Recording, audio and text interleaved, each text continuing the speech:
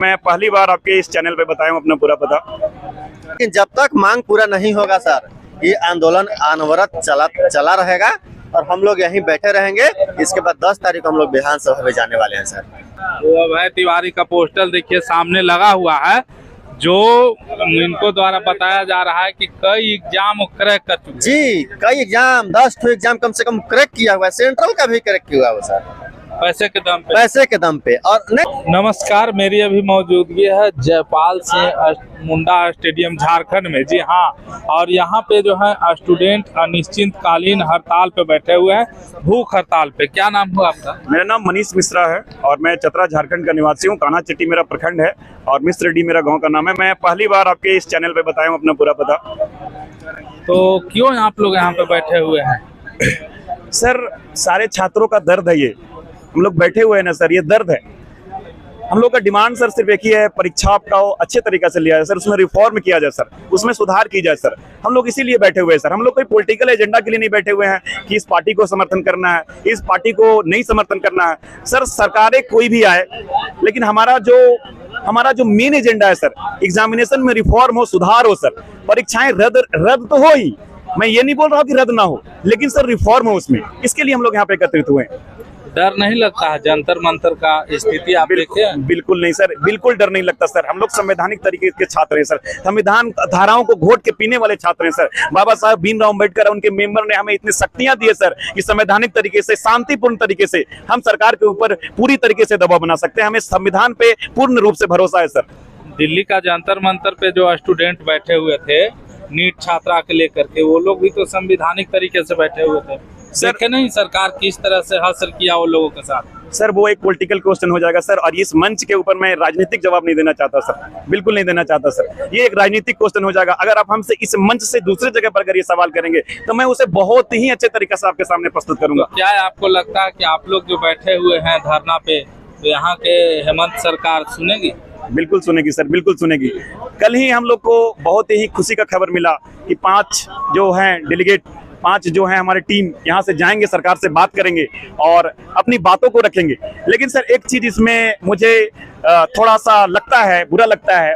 वो ये लगता है ना सर कि हम सरकार को चुने। सरकार जो है हमारे सेवक हैं। हेमंत दादा, आप भीष्म गुरु के बेटे हैं और हम आप लोग आपसे बहुत प्यार करते हैं हेमंत दादा। ऐसा नहीं है कि आपसे हम लोग नफरत करते हैं। ये जो लड़ाई है ना, ये जो लड़ाई है ये लड़ाई सिर्फ जो है वो रिफॉर्म के लिए है दादा। हमारे आपके द्वारा बनाई गई गलत नीतियों के खिलाफ है। जो पिछले गेट से जो लोग आ रहे हैं ना, जो मेरिट वाले छात्र छट जा रहे हैं ना, ये उनके लिए है सर। ये आपसे हमारी व्यक्तिगत लड़ाई नहीं है। तो हेमंत दादा, आप जरूर आप इस पर मतलब कि ठीक करें, इस चीज को जरूर ठीक करें। आप पर पूर्ण भरोसा है। क्या क्या मांग है आप लोग का? सर हमारा सबसे पहला मांग तो यह है कि इसमें रिफॉर्म किया जाए, सुधार किया जाए। जैसे बिहार में सर, बिहार में हर तरीके में ट्रांसपेरेंसी है। बिहार का सारा रूल को फॉलो करता है झारखंड। एक भी लॉ इसका अपना नहीं है जहां तक मुझे संज्ञान है।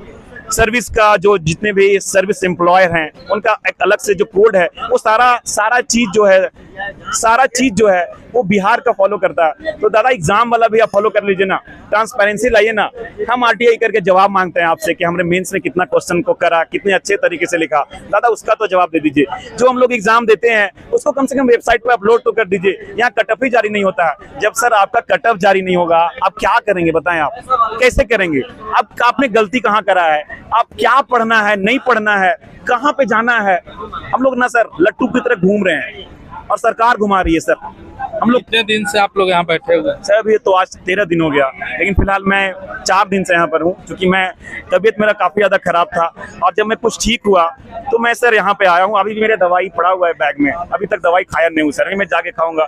बुखार था और सर्दी था, काफी अंदर से वीकनेस का टाइप का लग रहा था सर। तो मैं अभी दवाई होगा तो मैं अब जब कुछ ठीक हुआ तो मैं प्रोटेस्ट का हिस्सा बना। अब मैं लगातार यहाँ पे रहूंगा सर। तो देख सकते हैं यहाँ पे स्टूडेंट जो है वो लगातार कहीं नहीं तो कहीं बने हुए हैं और अपने मांगों के लेकर के। क्या नाम हुआ? मेरा नाम संतोष कुमार है सर। क्या लगता है संतोष जी, आप लोग का मांग पूरी की जाएगी? सर तो सरकार द्वारा? जी सर, तो सरकार पर डिपेंड है सर। लेकिन जब तक मांग पूरा नहीं होगा सर, ये आंदोलन अनवरत चला रहेगा और हम लोग यहीं बैठे रहेंगे। इसके बाद 10 तारीख को हम लोग विधानसभा में जाने वाले हैं सर। मांग पूरी नहीं हुई तो 10 तारीख को विधानसभा घेराव करने जा रहे हैं सर। हम लोग लाखों की संख्या में जाएंगे। कैसे आपको लगता है कि सरकार द्वारा जो बहाली लिया जा रहा है वो गलत तरीके से लिया जा रहा है? कोई प्रमाण है आप लोग? बहुत सारा प्रमाण है सर। सीजीएल में 10 लड़का ज्वाइन नहीं किया है। 10 लड़का को आईआरबी के जवान था पकड़ाया था, 10 लड़का ज्वाइन नहीं किया। कोर्ट से भी आया कि 10 लड़का ज्वाइन नहीं, उन लोग को रोक कर ही ज्वाइनिंग कराया गया। अच्छा, सीआईडी का जो फर्स्ट रिपोर्ट जांच का दिया गया था उसमें साफ लिखा गया है सर कि 135 क्वेश्चन रटाया गया नेपाल में जाके, उसमें 120 क्वेश्चन लड़ा था। और आज सरकार जबरदस्ती उन लोग को ज्वाइनिंग करा के और इस दाव पेच को खड़ा किया है सर। इसलिए जी बहुत बड़ा बात बोल रहे हैं, यानी पैसा पे यहाँ पे सीट बिकता है। जी, पैसा पे सीट बिकता है सर। और बेचने वाला तो अभय तिवारी इतना मास्टरमाइंड है कि 9-10 तो एग्जाम में पास किया हुआ है। आपका जेपीएससी में भी पीटी क्लियर किया हुआ है। उसका भाई सीजीएल में ज्वाइनिंग किया हुआ है, उसका पत्नी, भाभी। पोस्टर लगा हुआ है अभय तिवारी। जी जी, वही वही वही वो अभय तिवारी का पोस्टर देखिए सामने लगा हुआ है, जो इनको द्वारा बताया जा रहा है कि कई एग्जाम क्रैक कर चुके हैं। जी, कई एग्जाम 10 तो एग्जाम कम से कम क्रैक किया हुआ है। सेंट्रल का भी क्रैक किया हुआ है सर, पैसे के दम पे। पैसे के दम पे। और नहीं सर, वो एजेंसी का TDPL कंपनी का मैनेजर है, जो परीक्षा कंडक्ट कराती है एजेंसी, उसका मैनेजर है सर। और उसने कई लोगों को नौकरी बेचा। उसका भाभी सर झारखंड सीजीएल में ज्वाइन किए हुआ है, उसका पूरा परिवार को सेट कर दिया सर अपना अभय तिवारी। हम लोग गरीब छात्र कहाँ जाएंगे सर, जब सारा पैसे से ही होगा। जेपीएससी से, जेएसएससी से OMR निकाल के बाहर रंग के आपका फिर से उसको रिजल्ट दे दिया जा रहा है, जो 49 रंग के आ रहा है, 49 टिक करके आ रहा है, वो आदमी का रिजल्ट हो जा रहा है सर। तो बताइए हम लोग गरीब छात्र कहाँ जाएंगे। अभी कई एक पकड़ाए भी हैं सर, पकड़ाए भी हैं। आपका एक हजारीबाग से लड़का पकड़ाया है और डेली गिरफ्तारी हो रहा है सर। इसलिए सरकार से मांग है मेरा कि जितना पेपर है, जितना एग्जाम हुआ है हम लोग का, उस सबको रद्द कीजिए। करप्शन सारा में हुआ है, उत्पाद सिपाही हो, लैब असिस्टेंट हो, फील्ड वर्कर हो, आपका झारखंड सीजीएल हो, सब में करप्शन हुआ है सर। सरकार रद्द करे और सीबीआई जांच करे, पहले रद्द करे, उसके कितना बाद। दिन पहले वो सब एग्जाम हुआ सर 2024 में हुआ है, 2024 में हुआ है। अब 2024 में हुआ है, कुछ एग्जाम 2025 में हुआ है, जैसे उत्पाद सिपाही फिलहाल 2026 में हुआ है। वो लोग ज्वाइन कर लिया? जी नहीं, उत्पाद सिपाही भी नहीं किया है सर, झारखंड सीजीएल वाला ज्वाइन कर लिया है। आपका लैब असिस्टेंट कर लिया, पीजीटी कर लिया सर। यहाँ तो कंप्यूटर भी हैक करने लगता है सर। कंप्यूटर में लोग एग्जाम देने जाते हैं, जो पैसा दे के जाता है उसका कंप्यूटर स्वतः चलने लगता है और लोग बाहर से टिक करके नौकरी ले लेते हैं।